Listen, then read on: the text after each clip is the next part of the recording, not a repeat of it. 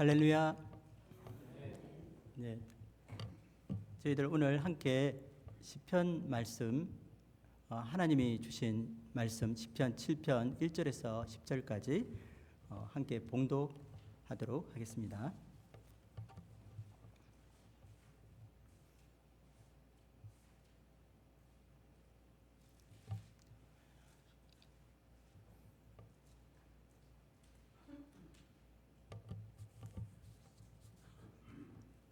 시편 7편 1절에서 10절까지 함께 봉독하겠습니다. 여호와 내 하나님이여, 내가 주께 피하오니 나를 쫓아오는 모든 자들에게서 나를 구원하여 내소서.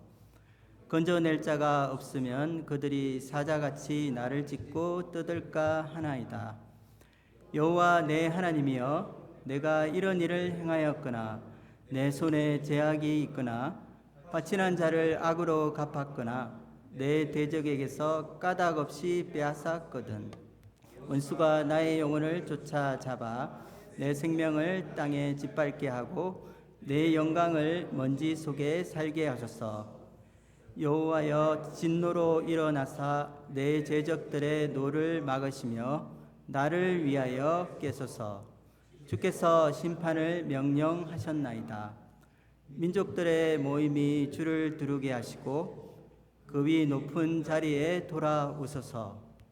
여호와께서 만민에게 심판을 행하시오니 여호와여, 나의 의와 나의 성실함을 따라 나를 심판하소서. 악인의 악을 끊고 의인을 세우소서. 의로우신 하나님이 사람의 마음과 양심을 감찰하시나이다. 나의 방패는 마음이 정직한 자를 구원하시는 하나님께 있도다. 아멘. 네, 오늘 말씀은 시편 7편 말씀으로 우리가 잘 아는 다윗의 시입니다. 시편 7편의 부제를 여러분이 아마 보셨을 건데 다윗의 시가요이라는 아주 생소한 단어를 보시게 될 겁니다. 근데 여기서 시가요이란 이 단어가 조금 어려운 단어긴 한데 이 원어의 뜻을 생각해 보면 이 격한 감정과 이 슬픔이라는 뜻을 가지고 있습니다. 오늘 시편은 다윗이 부르는 이 격하고 슬픈 노래입니다. 우리가 언제 이런 슬픈 노래를 부르게 될까요? 우리에게 어려움이 있을 때, 사랑하는 사람에게 우리가 배신을 당했을 때, 또 우리 인생에 예기치 못한 그런 고난들이 찾아올 때, 우리가 부르는 이 노래는 슬픈 노래가 될 것입니다. 다윗은 우리가 알다시피 참 고난이 많았던 사람이었습니다.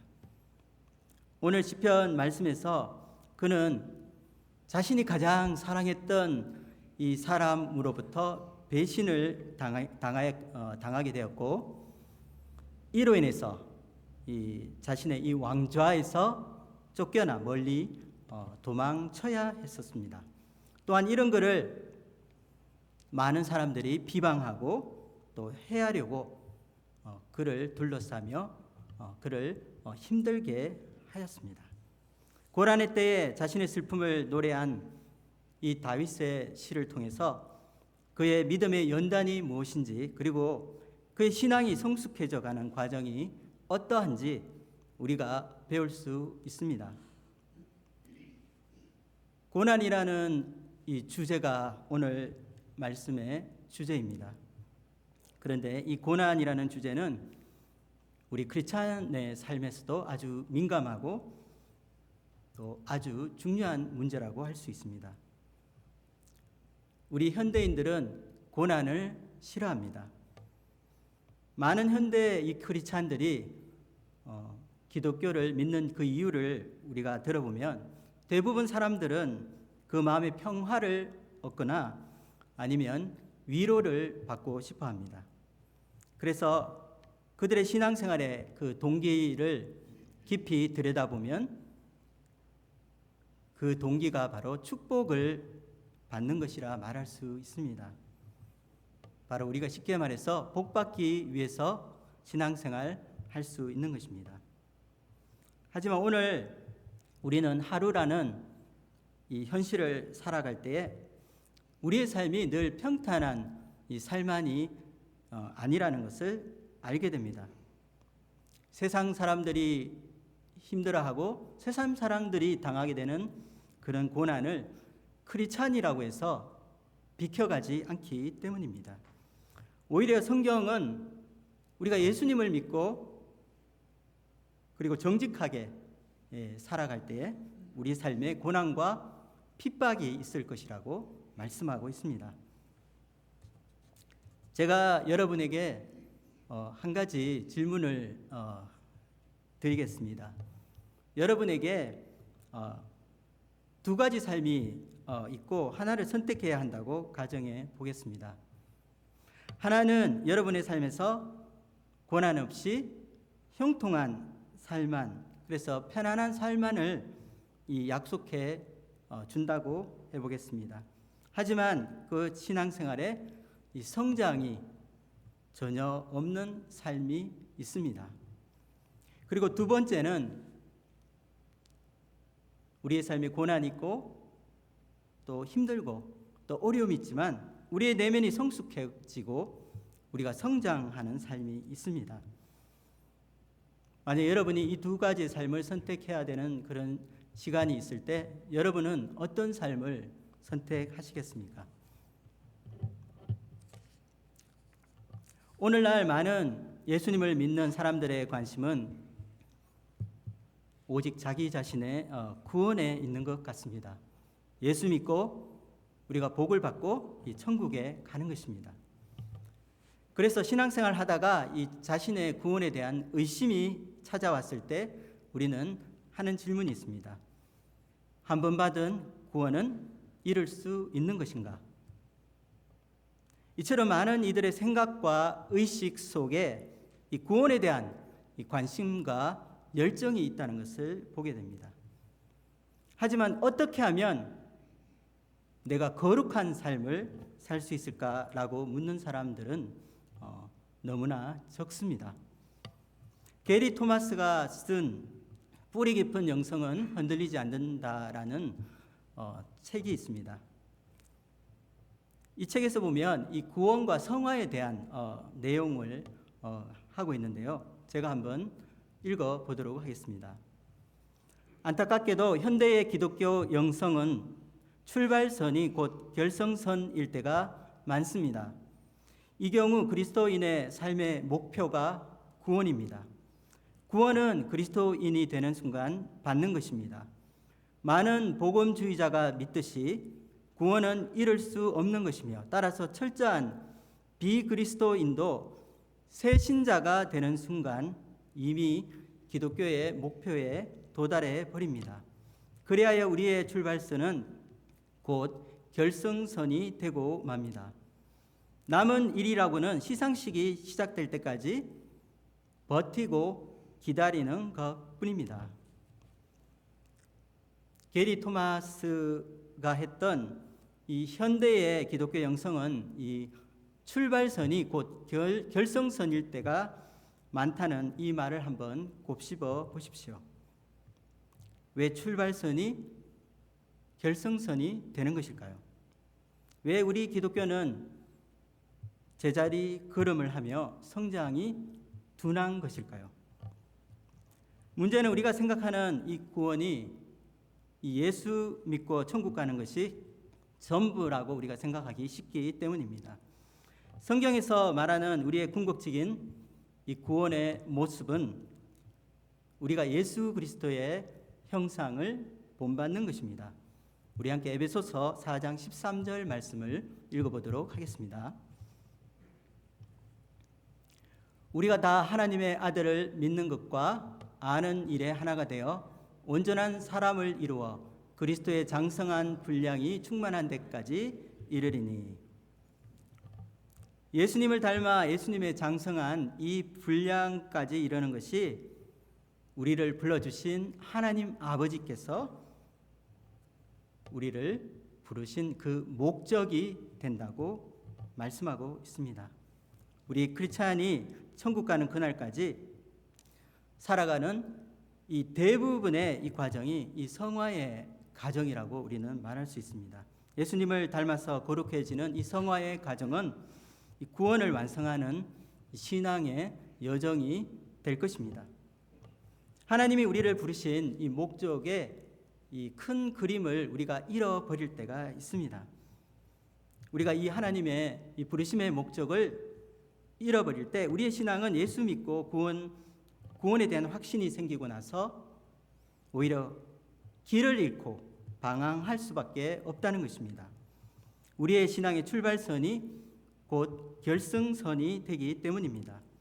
구원이 유일한 이 목적인 신앙인들에게는 예수님을 믿고 그 목적을 이루게 되면 이제 그들의 관심은 바로 이 땅에서 찾게 될 것입니다.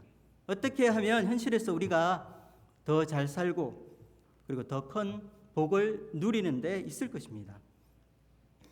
저는 오늘 이 시편 말씀을 통해서 이 고난당하는 다윗의 삶을 통해 그가 얼마나 이 자신의 신앙 성장과 이 영성을 위해 눈물겨운 이 투쟁을 해왔으며 또한 그는 이 신앙생활을 위해서 이 몸부림치며 살아왔는지 살펴보고자 합니다.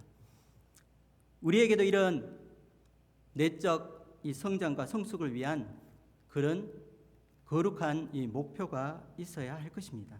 우리의 관심이 이미 우리에게 주어진 구원에 안주하는 것이 아니라 나의 신앙의 성장, 바로 하나님 원하시는 이 구원의 완성이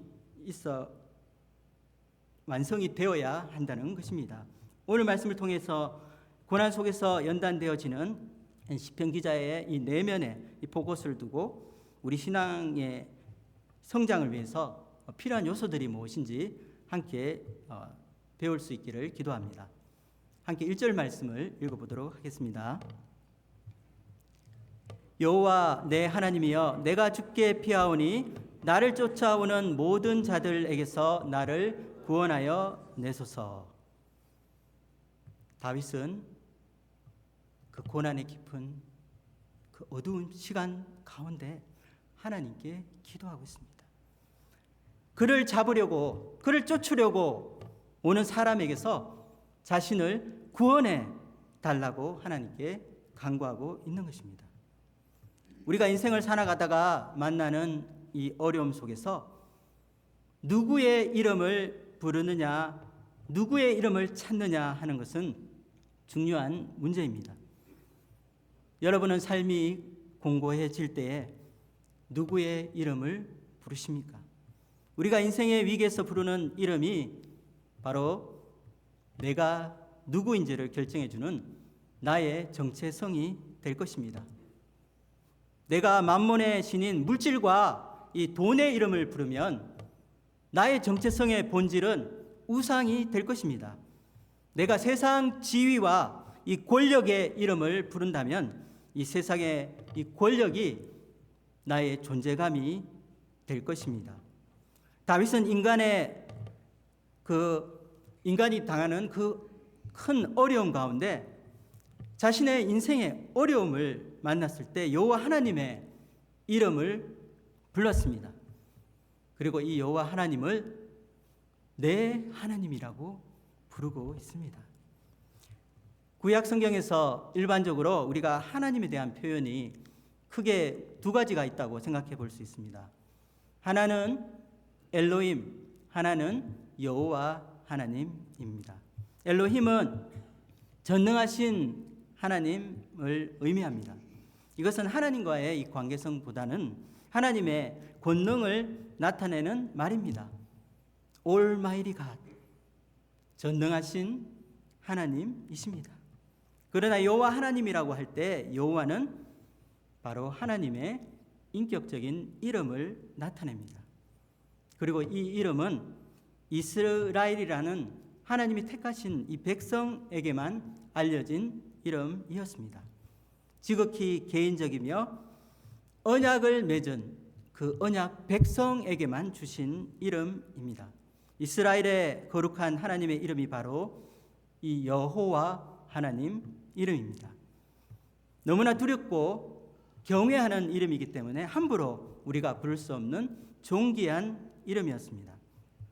그래서 우리가 알다시피 이 성경을 카피하는 이 서기관들이 구약 성경을 필사하다가 이와 같이 여호와 하나님의 이름이 나오면 감히 그 거룩한 이름을 부르지 못하고 아도나이, the Lord, 주님이라고 불렀습니다. 여호와 하나님은 세상에서 드러내지 않았던 이 자기 영광과 권능을 자기 백성, 이스라엘 백성들에게 나타내셨습니다. 그래서 이스라엘의 이 역사 속에서 우리는 베일 안에 가려진 하나님의 진짜 모습을 발견할 수 있습니다. 하나님의 거룩하심, 하나님의 자비하심, 크고 놀라우신 이 사랑과 긍휼의 하나님을 만나게 됩니다. 역사 속에서 이스라엘은 하나님이 불러주신 그 부르심, 이 하나님의 백성으로서의 그 의무와 책임을 다하지 못하고 불순종할 때가 많았습니다. 그러나 하나님께서는 그때마다 이들을 품어주시고 용서해 주셨습니다. 하나님을 반역한 그들이 징계 가운데 고통하며 다시 돌아오게 되면 하나님께서는 그들의 죄를 사하여 주시고 다시 새로운 기회를 주신 것입니다. 설령 이스라엘이 하나님을 배반하고 떠날지라도 언약의 하나님은 결코 그들을 버리지 않으셨습니다. 하나님은 노하기를 더디하시고 오래 참으시고 자비하신 사랑의 하나님이십니다. 여러분은 이 사랑의 하나님을 믿으십니까? 다윗이 부르는 하나님은 여호와 나의 하나님이십니다. 이것은 다윗의 하나님과의 맺은 친밀한 관계를 보여줍니다. 너무 높아서 너무 높이 계셔서 우리가 만날 수도 없고 대화할 수도 없는 멀리 계신 분이 아니십니다. 그가 언제든지 하나님께 기도하면 응답해 주시는 하나님, 그분의 이름을 부르면 다가와 주시고 그를 만나 주시는 하나님이셨습니다. 다윗은 세상에 누구도 도움을 줄 수 없는 인생의 그 절체절명의 위기 순간에 그가 의지할 분이 있다고 말하고 있습니다. 그의 삶 속에서 그와 늘 함께 하셨고 항상 대화하고 교제하며 신뢰하던 하나님이 바로 그의 피난처가 되신다고 고백하고 있습니다. 우리 크리스찬에게도 하나님과의 이런 엄밀하고 인격적인 관계가 필요합니다. 우리의 이성과 우리의 사고를 초월하시는 창조주를 만나는 신비가 있는 것이 바로 기독교 신앙입니다. 거룩한 삶을 위해서 우리 신앙이 자라고 성장하는 첫 번째 요소를 우리는 여기서 알 수 있습니다. 바로 친밀함입니다. 여러분의 신앙에 하나님의 친밀함이 있기를 축복합니다. 이 친밀함은 나의 하나님을 만나는 신앙의 비밀이 될 것입니다. 하나님과 개인적이고 친밀한 관계를 맺는 것, 인격적인 사귐을 갖는 것입니다. 하나님은 우리 삶 가운데 우리가 늘 부르며 우리가 가까이 해야 할 분이십니다. 우리의 신앙이 뿌리를 내리고 자라가는데 영적인 자양분을 주시는 아버지 하나님이십니다. 우리가 하나님을 찾고 구하는 것을 우리는 기도라고 부릅니다. 우리의 신앙 성장을 위해서 우리가 기도해야 하는 이유가 여기에 있습니다. 하나님과의 대화가 끊어지면 하나님과의 관계성이 멀어지게 됩니다. 우리가 잘 알다시피 우리 사람들과의 관계성도 마찬가지일 것입니다. 우리가 찾아가지 않고 또 대화하지 않고 또 소통하지 않으면 서로가 서먹해집니다. 심지어 가까운 이 부부 사이에도 서로 대화하지 않고 따로 살게 된다면 부부 관계의 그 가까운 친밀함은 없어질 것입니다. 다윗의 하나님은 그의 매일의 기도 속에 살아있는 이름이었습니다. 그가 앉고 서며 그가 활동하는 모든 순간에 그와 함께 하셨던 분입니다. 그가 늘 가까이 했던 하나님은 그의 인생의 위기에 그를 붙들어 주시고 그의 피난처가 되어 주셨습니다. 고난의 때에 그가 피할 수 있는 유일한 곳은 바로 하나님의 품입니다. 하나님의 날개 그늘 아래에서 그런 임박한 재앙을 피하고 있습니다.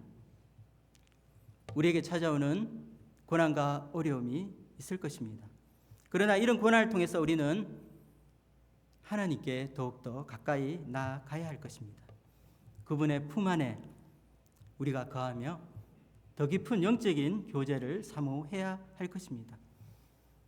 그래서 이 성화의 상 가운데 우리가 성장하는 크리스찬에게 이 고난이라는 게 때로는 오히려 이 축복이 될 수도 있습니다. 이제까지 경험하지 못했던 이 새로운 하나님을 만나는 가장 좋은 기회가 찾아오는 것입니다. 고난의 시간은 우리의 위기의 시간이며 또한 모험의 시간입니다. 하지만 이 시간이 하나님을 더 깊이 만나고 더 가까이 할 수 있는, 우리가 성장할 수 있는 그런 시간이 될 수 있다는 것입니다. 메마른 인생의 광야의 시간이 오히려 우리가 하나님께 대해서 더 갈급해하고 하나님을 더 찾고 하나님만을 소망하는 그런 이 소원을 만들어주는 은혜의 시간이 될 것입니다. 여러분에게 하나님께 대한 갈망이 있으십니까? 여러분에게 목마름이 있으십니까? 우리의 고난의 시간이 침체되어 있는 신앙생활을 흔들어 깨워 회복할 수 있는 힐링의 시간이 될 수 있기를 주님의 이름으로 축원드립니다. 오늘 시편 7편에 나오는 다윗의 일생은 고난의 연속이었습니다. 그가 부르심을 받을 때부터, 그가 어린 목동 생활을 할 때부터 그의 고난이 시작되었습니다. 그는 늘 따라다니는 죽음의 그림자와 이 원수가 주는 핍박으로 연단을 받았습니다. 그래서 하나님 앞에 겸손하고 진실한 하나님의 사람으로 빚어가게 되었습니다. 그의 영성은 고난으로 빚어지게 된 하나님의 작품이었습니다. 시련의 때에 하나님 앞에 그가 누렸던 이 친밀한 교제는 구약에 나오는 어떤 위대한 사람보다 하나님을 사랑하는 자요, 또 하나님의 마음에 합한 자가 되게 그를 세워 주었습니다. 용광로에 불과 같이 뜨거운 불시험이 있고 그의 삶을 이 빚어가는 연단의 시간에 시편 기자는 하나님께 이제 일어나시기를 간구하고 있습니다. 6절과 7절 말씀을 읽어보겠습니다. 여호와여 진노로 일어나사 내 대적들의 노를 막으시며 나를 위하여 깨소서. 주께서 심판을 명령하셨나이다. 민족들의 모임이 주를 두르게 하시고 그 위 높은 자리에 돌아오소서. 우리는 여기 시편 이 7편 6절에서 7절 말씀에서 이 세 가지 중요한 동사를 볼 수 있습니다. 시편 기자는 하나님께 세 가지를 구하고 있습니다. 일어나소서, 깨소서, 돌아오소서. 이스라엘의 역사에서 여기 나오는 이 세 가지 동사가 동시에 나오는 때가 있었습니다. 그것은 이스라엘이 적국의 공격을 받아 전쟁을 하게 되었을 때 진군의 시작을 알리는 구호였습니다. 군대가 진군을 할 때 그 앞에 하나님의 언약궤가 제일 앞서 갔습니다. 그리고 이때 세 마디의 이 구호를 외쳤다고 합니다. 여호와여 일어나소서, 여호와여 깨소서, 여호와여 돌아오소서. 시편 기자는 하나님이 진노하심으로 일어나시기를 간구하고 있습니다. 하나님에게 일어나라고 하는 이 간구는 바로 전쟁을 준비하기 위한 외침입니다. 언약궤는 하나님의 임재하심을 상징합니다. 그러므로 언약궤를 들고 이 전쟁에 임했다고 할 때 바로 하나님께서 일어나시게 되므로 이 전쟁은 이 성전이 되는 것입니다. 시편 기자는 하나님께 깨어나도록 간청하고 있습니다. 하나님이 마치 잠들고 계신 것처럼 느껴질 때가 있습니다. 거센 이 폭풍우 속에서 인생의 풍랑 앞에서 이 사투를 벌이고 있던 제자들이 이 배의 고문에서 주무시고 계시던 예수님을 깨운 것처럼 시편 기자의 선택은 잠자고 있는 주님을 깨우는 것입니다. 그 위 높은 자리에 돌아오소서. 그리고 주님이 이제 자신의 이 인생의 왕이 되어 주셔서 왕으로 임하여 주시도록 그는 간구하고 있는 것입니다.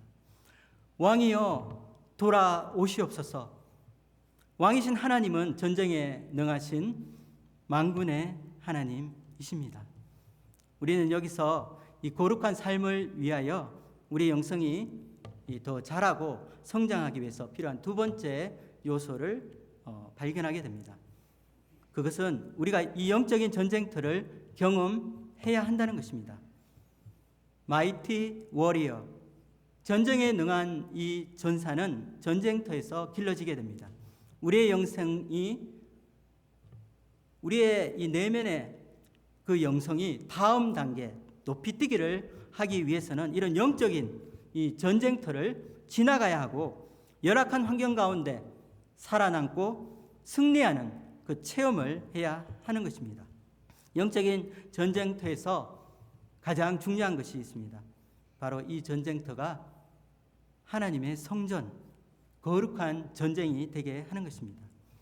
이스라엘 백성들이 그러했듯이 우리의 영적인 전쟁이 하나님의 전쟁이 되게 하기 위해서는 바로 하나님의 언약궤, 하나님의 말씀, 하나님의 임재를 우리가 앞장 세워야 합니다. 이것을 위해서 우리는 외쳐야 합니다. 여호와 하나님 일어나시옵소서. 여호와 하나님 깨시옵소서. 여호와 하나님 우리에게 왕으로 돌아오시옵소서. 우리는 주님을 깨워야 하는 것입니다. 우리의 왕으로 돌아오시기를 간구해야 합니다. 영적인 전쟁에서 하나님의 임재를 부르는 이 외침이 필요합니다. 거룩한 성전이 되어서 만군의 여호와 하나님께서 임하시게 되면 바로 우리의 전쟁이 하나님께서 함께 싸우시는 성전이 될 것입니다. 시편 기자는 자신의 인생에 힘을 합쳐서 돌풍과 같이 찾아온 이 고난을 마치 이 전쟁터에서의 싸움과 같이 생각하였습니다. 우리는 이 영적인 전쟁터에서 살아계신 하나님을 체험해야 합니다. 하나님이 우리 삶 안으로 들어오시고 우리와 함께 하시고 임재하시는 그 은혜를 체험해야 하는 것입니다. 하나님이 우리의 삶에 앞서가시면 우리는 고난을 이기고 승리하게 될 것입니다. 저와 여러분, 우리 크리스찬의 삶도 이와 같이 전쟁에 비유할 수 있을 것입니다. 천성으로 가는 순례의 길에 원수들의 화살과 칼이 날아옵니다. 우리를 영적인 죽음으로 내모는 유혹과 덫이 기다리고 있습니다. 모든 역경과 어려움을 이겨내고 마지막 그 피니시 라인까지 질주할 수 있는 비결은 이 고난의 이 폭풍우 속에서 우리가 하나님의 임재를 우리의 삶 가운데로 가져오는 것입니다. 이 영적인 전쟁은 우리가 하나님의 교회를 섬기고 또 하나님이 우리에게 주신 이 사역을 감당할 때도 만나게 됩니다.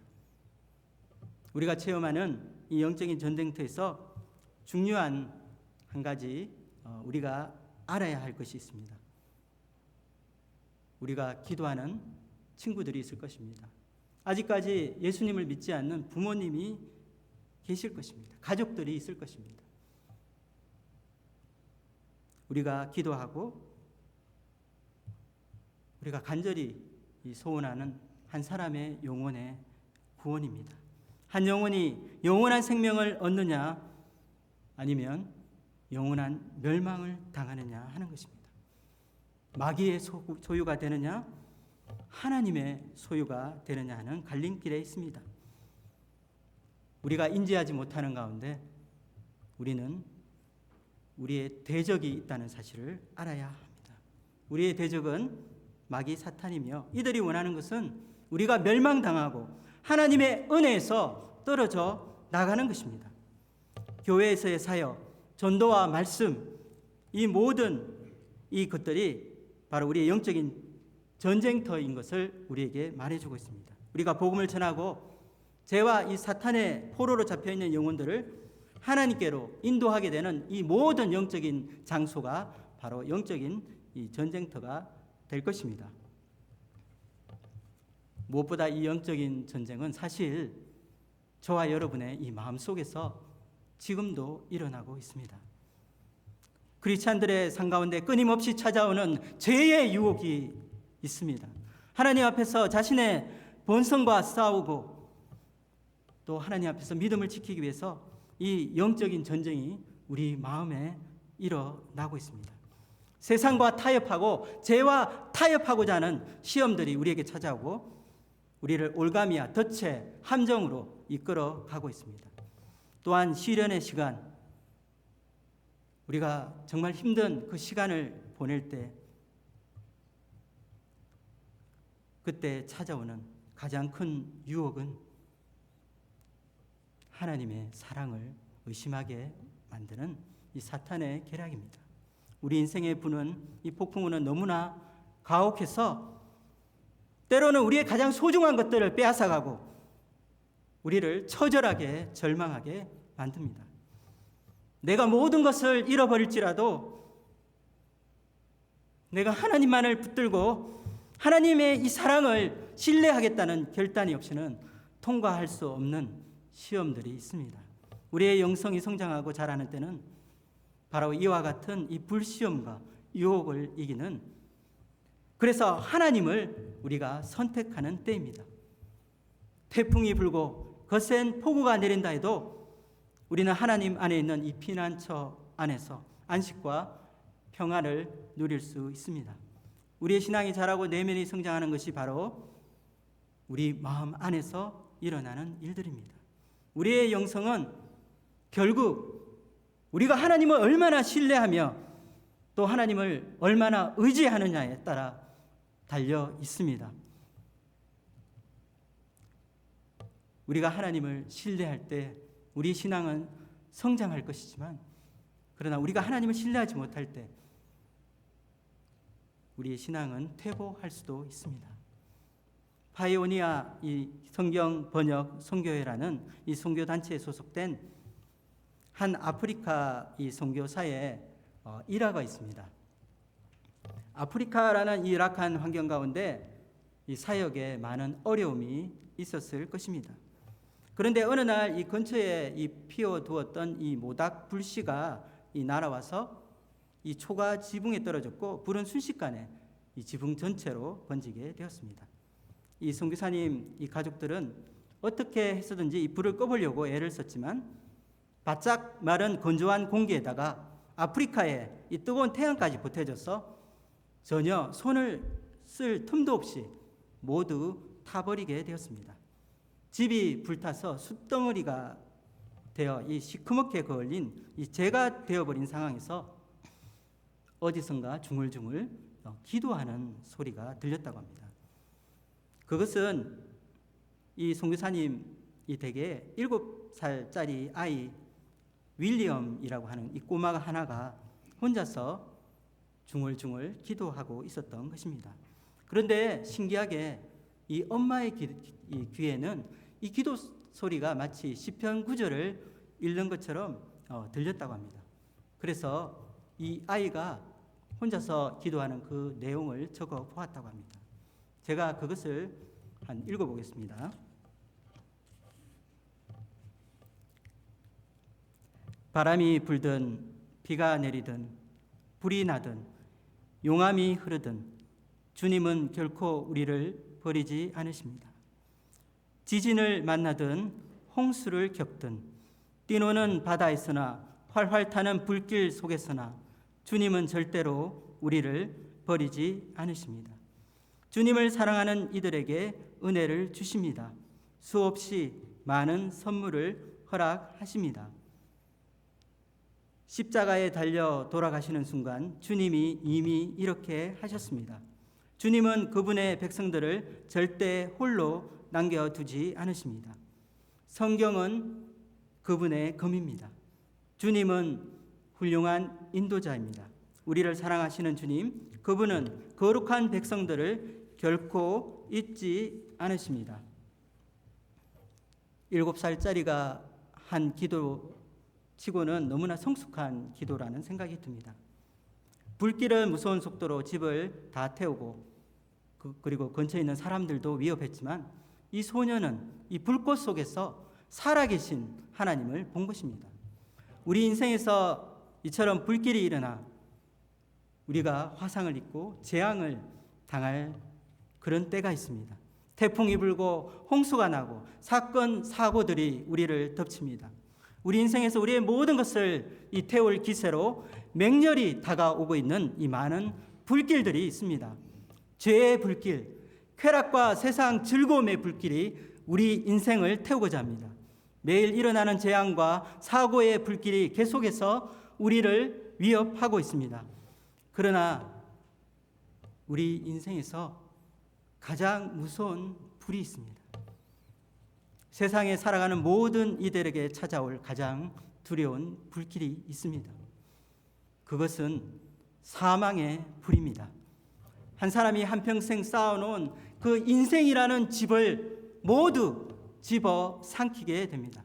사람들은 죽음에 대한 두려움, 공포로 두려워 떨며 무서워합니다. 그러나 우리는 고난과 이 죽음의 불길을 두려워할 필요가 없습니다.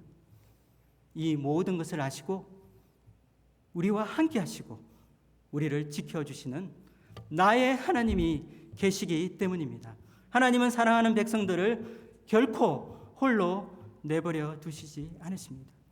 하나님은 고난당하는 당신의 백성들을 잊지 않으시고 그들에게 위로와 은혜를 부어 주실 것입니다. 우리의 피난처와 산성이 되어 주십니다. 하나님의 이 생명 싹이 안에 보호해 주시고 우리를 그분의 거룩한 그 임재 가운데로 이끌어 주실 것입니다. 그리고 영적인 전쟁터와 같은 이 세상 한가운데서 우리가 거룩한 삶을 살 수 있도록 도와주실 것입니다. 그래서 우리의 내면이 더욱더 성장하고 성숙하게 하실 것입니다. 우리를 저 높은 이 하나님의 나라에 들어가는 그날까지 함께 하시고 영원히 사랑하시는 우리 아버지가 되십니다. 한 주간 살아가는 우리 삶 가운데 하나님과 동행하는 이 친밀함을 우리가 소망하기를 원합니다. 영적인 전쟁터 이 속에서 유혹과 시험을 이기고 승리하여서 우리 내면의 성화를 이루어 가시는 저와 여러분이 되시기를 주님의 이름으로 축원드립니다. 기도하고